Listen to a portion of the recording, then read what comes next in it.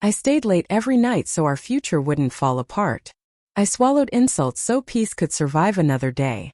I watched my loyalty get mistaken for weakness. They made decisions about my life without inviting me into the room. I was dismissed, minimized, replaced quietly. And when everything was taken from me, they expected noise.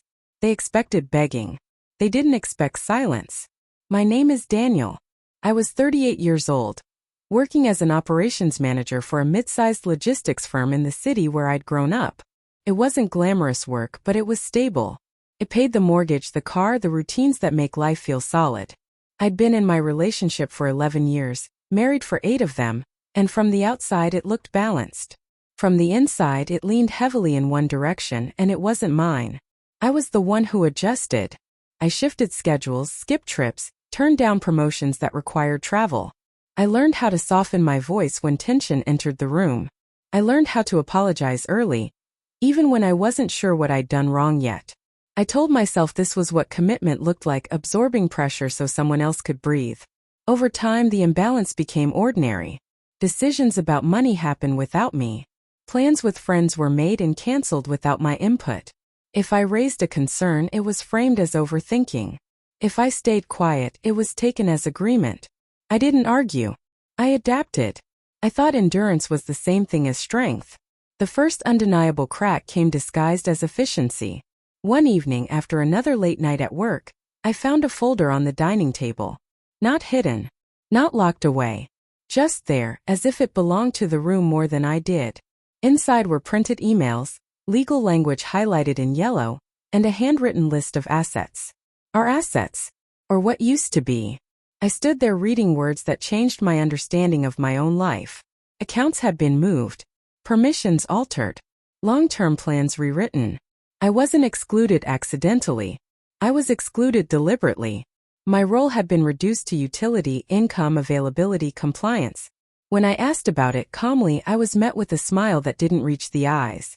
I was told it was handled, that I should trust the process, that this was for the best. The conversation ended with a reminder of how much stress they were under, and how difficult it was to manage everything alone. That was the moment something in me went still. The betrayal wasn't loud. There was no dramatic reveal, no single explosive lie. It was the quiet certainty that I had been edited out of my own partnership. Decisions had been made on the assumption that I would adapt, that I would stay, that my silence meant consent. I didn't raise my voice. I didn't accuse. I asked one final question, whether my opinion mattered anymore. The pause before the answer told me everything. The response was careful, rehearsed, and dismissive. I was assured I mattered, just not in ways that required access or authority. That night I slept on the couch. Not out of protest but clarity.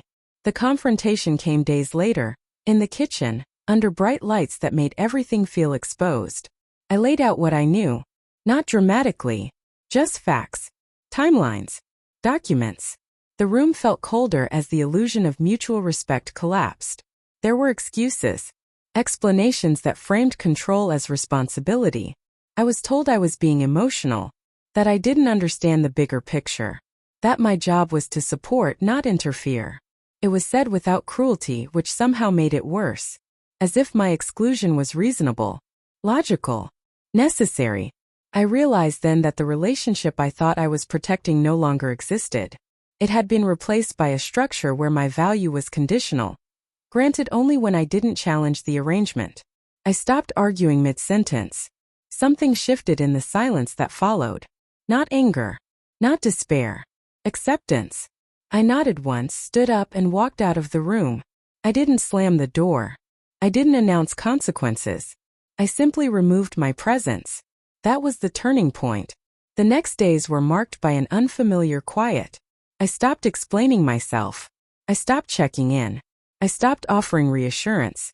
I handled my responsibilities, spoke when necessary, and otherwise withdrew. The absence of my emotional labor created a vacuum they didn't know how to fill. Questions came, then irritation, then concern masked as criticism. I responded with politeness and distance. No defensiveness. No pleas. Just boundaries calmly enforced. For the first time in years, I listened to my own instincts without immediately overriding them. I began reviewing documents, consulting professionals, understanding the systems I had been kept out of. I didn't announce these steps. I didn't seek permission. I moved quietly, deliberately, and without urgency.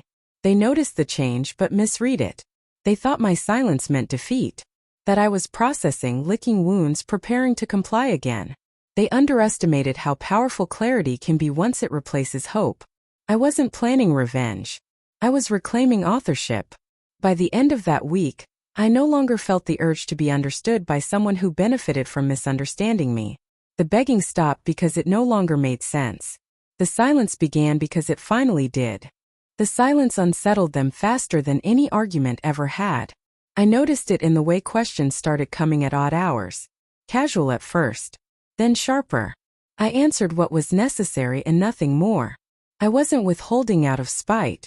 I simply stopped volunteering access to my inner world. For years I had filled every gap with reassurance, explanation, patience. Now the gap stayed empty. At work, something unexpected happened.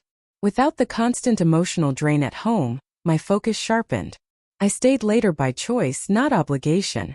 I spoke more clearly in meetings. I stopped apologizing before offering ideas.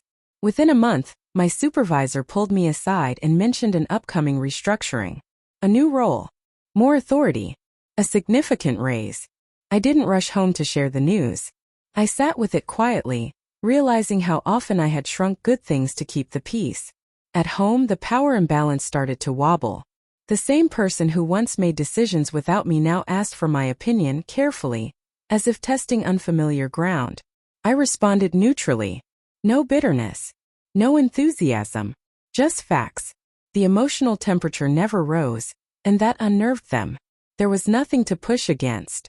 One evening they tried to recreate intimacy through nostalgia. Old stories. Shared jokes. A gentle hand on my arm. I listened politely and moved away when it became too close. The confusion on their face was real. They had relied on my predictability, my forgiveness, my willingness to reset after being diminished. That version of me was gone. The real shift came when I stopped reacting to provocation. When irritation replaced charm, I didn't rush to smooth it over. When accusations surfaced, claims that I was distant, cold, ungrateful, I didn't defend myself. I acknowledged the statement and returned to what I was doing. No counterattack. No justification. Control depends on reaction. Without it, the structure collapses. Behind the scenes, I continued rebuilding quietly. I separated finances methodically. I documented patterns. I established my own routines.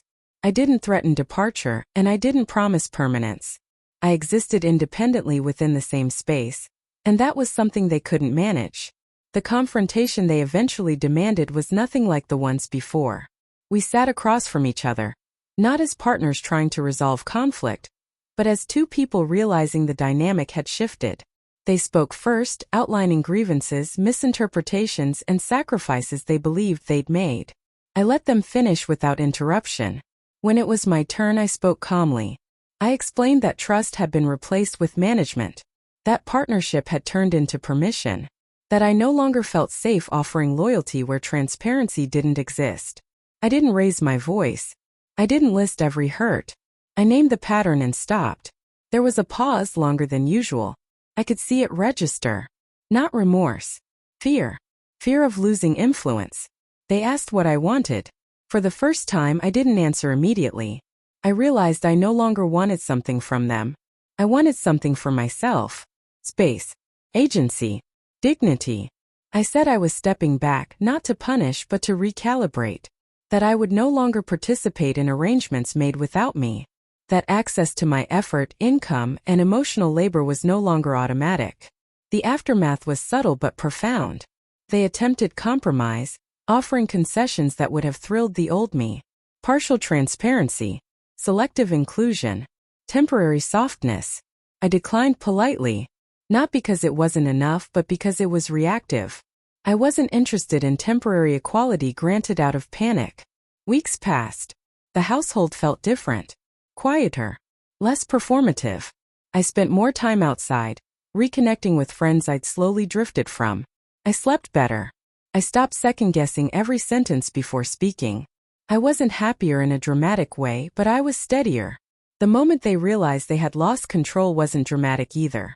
It happened when they asked me to reverse a financial decision I'd made independently. A simple request framed as reasonable.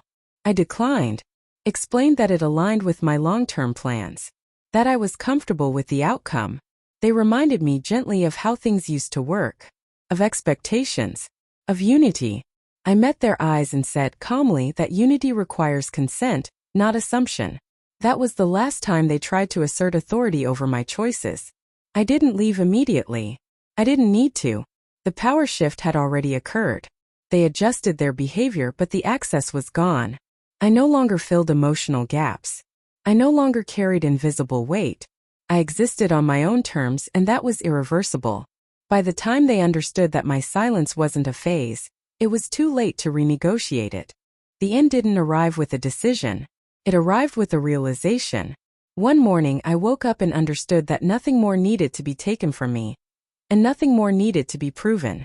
The person who once shaped the rules around my silence now moved carefully around my independence. They no longer assumed. They asked. And when they asked, it was already too late. I had stopped living reactively. The final loss of power happened quietly, the way all real endings do. It wasn't marked by an argument or a departure. It happened when they realized their leverage no longer worked. When emotional pressure didn't bend me. When nostalgia didn't soften me. When access to my resources, time, money, attention required mutual respect instead of expectation.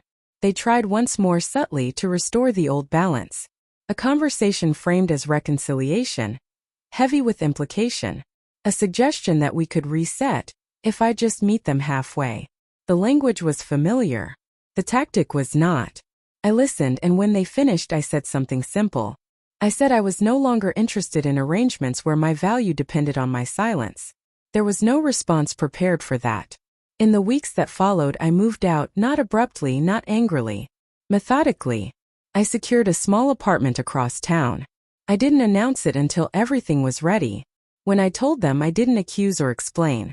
I said I needed a life that didn't require me to disappear to function.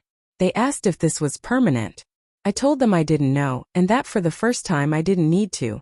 That uncertainty unsettled them more than any finality could have. We divided what needed to be divided. Without drama. Without raised voices. I refused to negotiate from guilt or nostalgia. Each boundary was stated once and enforced consistently. They complied, not because they agreed, but because they no longer had leverage. That was the justice. I didn't win by taking something from them.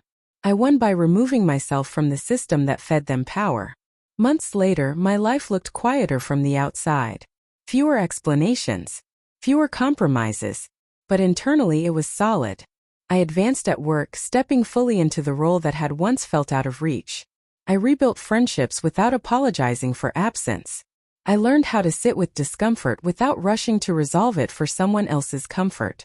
Occasionally we spoke. Cordially. Carefully. The dynamic never returned. They no longer spoke over me. They no longer assumed access.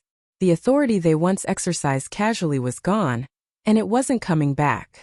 I could see it in their posture, in the way they measured their words, in the pauses where confidence used to live. They hadn't lost loudly. They'd lost quietly. And that made it permanent. The lesson didn't arrive all at once. It unfolded slowly, through repetition and restraint. I learned that dignity doesn't announce itself. It shows up in what you no longer tolerate, in what you stop explaining, in the spaces you refuse to shrink to fill. Silence, I realized, isn't passive when it's chosen. It's a boundary. It's a statement. It's a refusal to perform pain for someone who benefited from causing it. I stayed silent while they took everything because I believed loyalty required endurance. I broke the silence when I understood that self-respect requires distance. Nothing dramatic changed after that. No applause. No vindication speech. Just peace. The kind that settles in your body when you no longer need permission to exist fully. And the power? It never came back to them. It stayed with me.